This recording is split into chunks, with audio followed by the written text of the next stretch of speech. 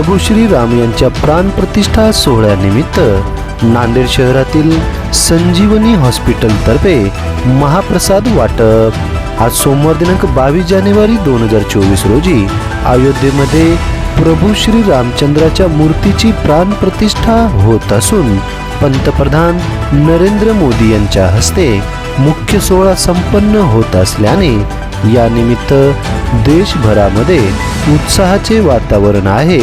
त्यानिमित्त नांदेड शहरातही प्रमुख रस्त्यांवर चौकात पताके लावण्यात आले असून या सोहळ्याचे औचित्य साधून नांदेड शहरातील संजीवनी हॉस्पिटल येथे श्री रामचंद्र यांच्या प्राणप्रतिष्ठा सोहळ्यानिमित्त संजीवनी हॉस्पिटलतर्फे महाप्रसादाचे वाटप करण्यात आले आहे।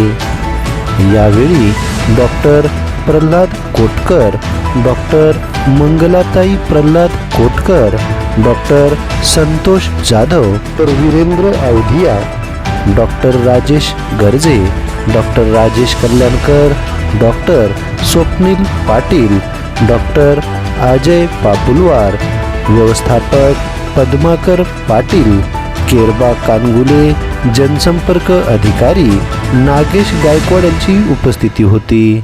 महाप्रसादाचा असंख्य नागरिकांनी यावेळी लाभ घेतला आहे।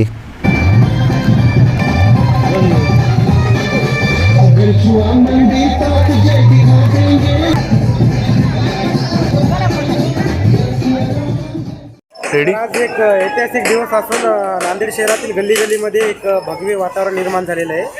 प्रभू श्रीराम यांच्या प्राणप्रतिष्ठेनिमित्त आपल्या संजीवनी हॉस्पिटलतर्फे महाप्रसादाचे या ठिकाणी वाटप करण्यात आलेले आहे। काय सांगतात? 500 वर्षाचा हिंदू समाजाचा वनवास संपलेला आहे आणि 500 वर्षानंतर हिंदू दैवत श्री प्रभू रामचंद्र यांच्या प्रतिष्ठापनेचा योग माझ्या हयातीमध्ये होतो आहे। याला मी माझं अहोजन्म भाग्य समजतो आणि माझ्या रुग्णालयातर्फे प्रसाद वाटप प्रतिष्ठेनिमित्त मी आयोजन केलेलं आहे। सर्व भाविकांना आणि भक्तांना आवाहन करतो त्यांनी प्रसादाचं सेवन करावं आणि प्रभू रामचंद्राच्या प्राणप्रतिष्ठेच्या दिवशी आनंदोत्सव साजरा करावा। धन्यवाद। आज संजीवनी रुग्णालयातर्फे या ठिकाणी भक्तांना महाप्रसादाचं वाटप करण्यात आलेले काय सांगतात? आज आपल्या 500 वर्षानंतर रामाचा वनवास संपलेला आहे आणि प्राणप्रतिष्ठा स्थापना दिवस दरवर्षी यापुढे दिवाळी म्हणून साजरा करण्यात यावा व संजीवनी हॉस्पिटलतर्फे महाप्रसादाचे आयोजन केले आहे। तरी सर्व भाविकांना विनंती करतो की सर्वांनी प्रसादाचा लाभ घ्यावा।